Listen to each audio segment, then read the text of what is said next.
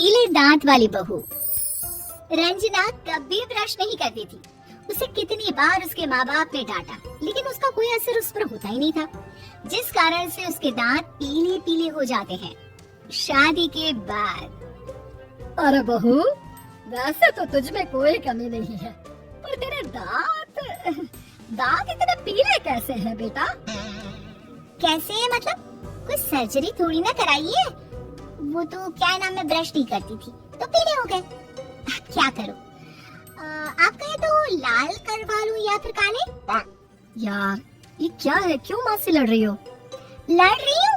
अरे मैं लड़ रही हूँ या ये बोल रही है कि दांत पीले हैं, पीले। अरे तपस्या थोड़ी ना की है इन्हें पीले करने के लिए। बकायदा ब्रश नहीं किया है 20 साल तक, तब जाकर। छी, कैसी बात कर रही हो? ये उस वक्त तो पीले नहीं थे जब हम लोग तुम्हें देखने आए थे। अरे तब साफ करवा लिया होगा डेंटिस्ट के पास जाकर। अब देखो कैसे पीले पीले लग रहे हैं। रंजना सास की तरफ गुस्से से देखती है। फिर शुरू हो गई पीले पीले पीले। अरे पीले तो तब भी थे जब मेरे हाथ का रसगुल्ला उड़ा उड़ा कर खा रही थी और बोल रही थी, लड़की नहीं गुणों का खजाना दे रहे हैं भाई साहब आप। अब वो लोग करते भी तो क्या करते, पीले दांत वाली बहू पल्ले पड़ी थी तो झेलना तो था ही। एक दिन कीर्तन में रंजना गाना गा रही थी। अरे कमला बहन, माँ का द्वार है, यहाँ तो सब शुद्ध होकर आते हैं, फिर अपनी बहू को ब्रश भी नहीं कराती तुम।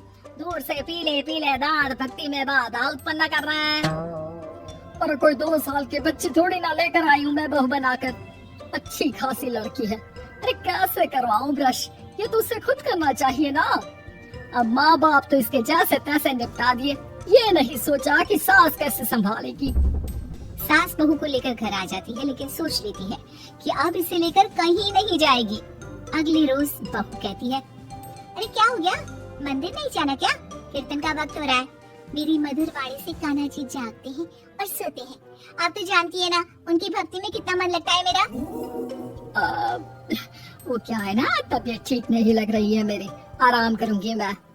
तबीयत ठीक नहीं लग रही? अभी तो मिथुन के गाने पर नाच रही थी आप, और अब बोल रही है कि तबीयत ठीक नहीं लग रही। अरे भक्ति में मन लगा लो सासू माँ, ऊपर जाना है। क्या मुंह दिखाओगी आप? हाँ? सास को बहू की बात पर गुस्सा आ जाता है। मैं क्या मुंह दिखाऊंगी, इसकी चिंता तो ना कर, समझी? अपने मुंह की चिंता कर, जो ये पीले पीले दांत लेकर हर जगह पहुंच जाती है। पता है लोग कितना मजाक बनाते हैं। ना जी ना, मैं नहीं जाना कहीं तेरे साथ। तो ये बात है, कोई ना, मत जाओ, मैं अपने कमरे में ही बैठकर भक्ति कर लूंगी। ऊपर वाला दांत थोड़ी ना देखता है, मन देखता है, भावना देखता है। और अरे बस बस, तू सब कुछ दिखा, बस ये सफेद चमकदार दांत ना दिखाना किसी को, है? जा यहाँ से। बहू को सास की बात का कोई फर्क नहीं पड़ता, वो तो जैसी थी वैसी ही रह जाती है। सुबह नहाकर किचन में खाना बनाना, फिर खाना खाना, कीर्तन भजन करना और सो जाना। एक दिन, माँ जी मैं सहेली के घर जा रही हूँ, शाम को लेट आऊंगी। हाँ हाँ तो जाना, मैंने कौन सा तेरी आरती करनी है घर पर बैठकर। रंजना सहेली के घर जाती है जहाँ वो पार्टी में जाने की तैयारी कर रही होती है। अरे शिखा, कहाँ जाने की तैयारी कर रही है? मैं गलत वक्त पर आ गई क्या? अरे नहीं यार, उल्टा सही वक्त पर आई है। मैंने ये साड़ी और ज्वेलरी निकाली है यार, शाम को इनके ऑफिस की एक पार्टी में जाना है। बताना कैसा लग रहा है ये सब? नहीं यार, इस ड्रेस के साथ तो वो वाली ज्वेलरी अच्छी लगेगी। हाँ हाँ सही बोल रही है, मैंने ध्यान ही नहीं दिया। वैसे तो हमेशा से मस्त फैशन सेंस रखती है आप। तो बड़ा जाती होगी ना पति के साथ पार्टी में। रंजना कुछ नहीं बोलती, बस सोचती है कि यार काश ये बात सही हो जाती। पर मैं क्यों नहीं जाती पार्टी में? क्या इन लोगों की कोई पार्टी होती नहीं होगी? रंजना घर आती है और रात में पति से सवाल करती है, एक बात बताइए, आप मुझे किसी पार्टी में क्यों नहीं ले जाते? क्या आपके यहाँ ऑफिस में पार्टी नहीं होती? पति बेचारा क्या कहता कि दांत पीले हैं तुम्हारे इसलिए। अरे कोई पार्टी होती नहीं हम लोगों के ऑफिस में, तो कहाँ से लेकर जाऊँ? और मार्केट, मॉल, कहीं वीकेंड घूमना कहीं तो। अरे यार सारे हफ्ते में एक छुट्टी मिलती है, तो सोचता हूँ कि आराम ही कर लूँ। क्यों? रंजना मन मार के रह जाती है।